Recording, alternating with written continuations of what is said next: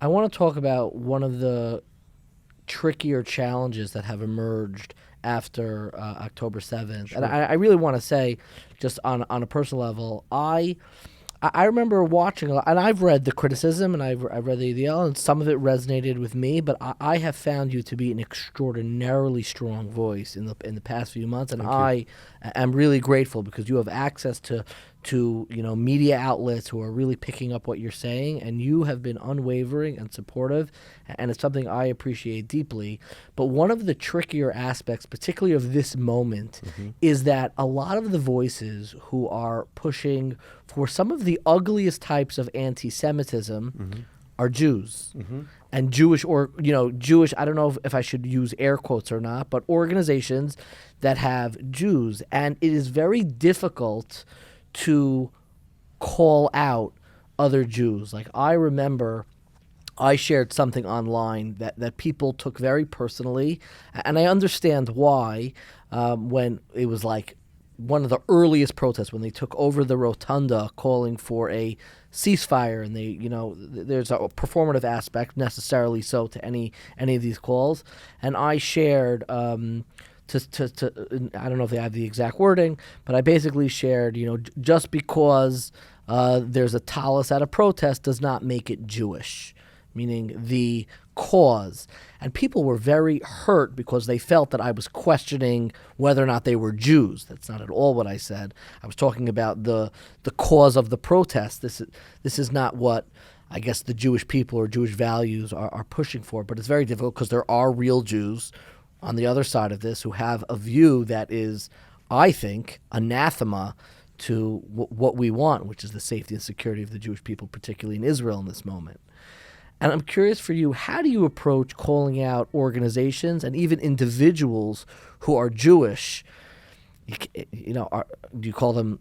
How do you approach it? People don't like a self-hating Jew. This isn't a Jewish cause. What makes something Jewish? There's so many tricky issues that get in there. How do you approach the question of organizations that are supporting anti-Zionism in this moment, and the voices are Jewish?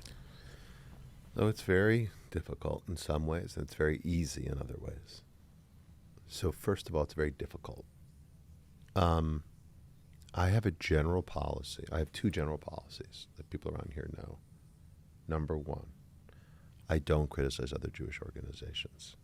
I don't criticize other Jewish leaders who are operating in a Jewish context, right? So Bernie Sanders is a senator not operating in a Jewish context, but the head of some Jewish organization is operating in a Jewish context, okay? Whether it's like Mort Klein and the ZOA on one side and Hadar Susskind and Americans for Peace now on the other side. They're pretty much, I think, polar opposites. Yeah. I don't criticize other Jewish leaders or Jewish organizations. When Jews fight with other Jews, the anti-Semites win. So I don't do it. I don't do it. A lot of these people, like names I just mentioned, criticize me with some regularity.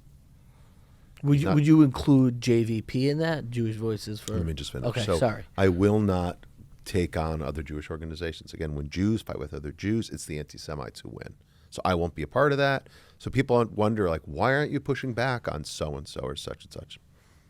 And some of these people desperately want to debate me or Gotcha. I don't even acknowledge them. Because, again, when Jews fight with Jews, anti-Semites win. That's how I see it. Now, that being said, my other sort of, maybe not red line, but my other practice is I will not humanize people who dehumanize others. So let me say that again. I refuse to humanize people who dehumanize others. That's my line.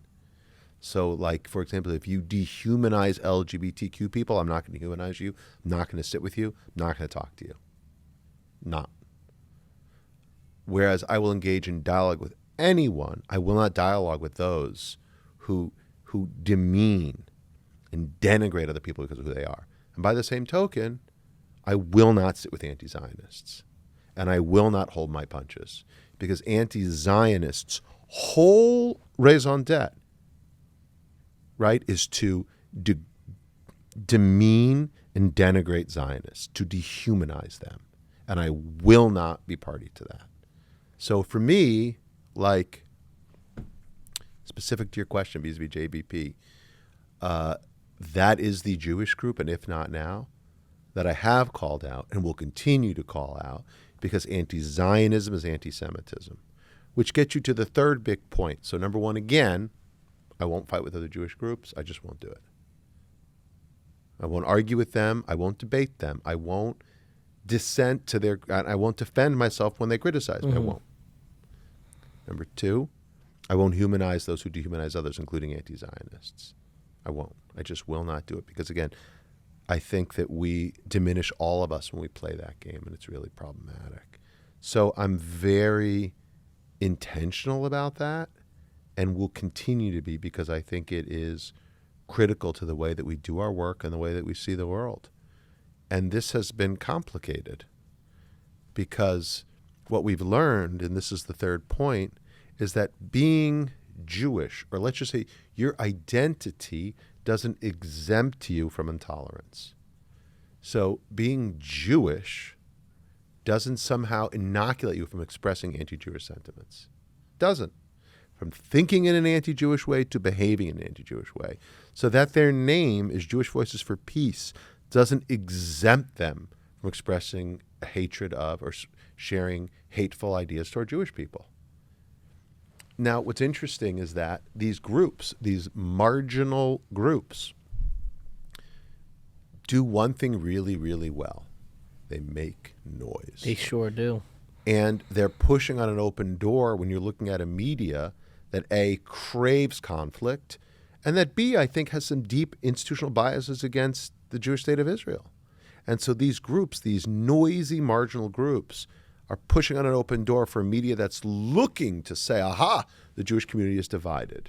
Aha, young Jews are all opposed. This is not true at all. If you look at the surveys, if you look at the data, Jewish people, old and young, are overwhelmingly Zionist, are overwhelmingly supportive of the state of Israel. They are, period. And even young people who may reflect more, I don't want to say cynicism, but maybe more predisposed to be negative for the state of Israel. And by the way, young people are negative toward all institutions. Correct.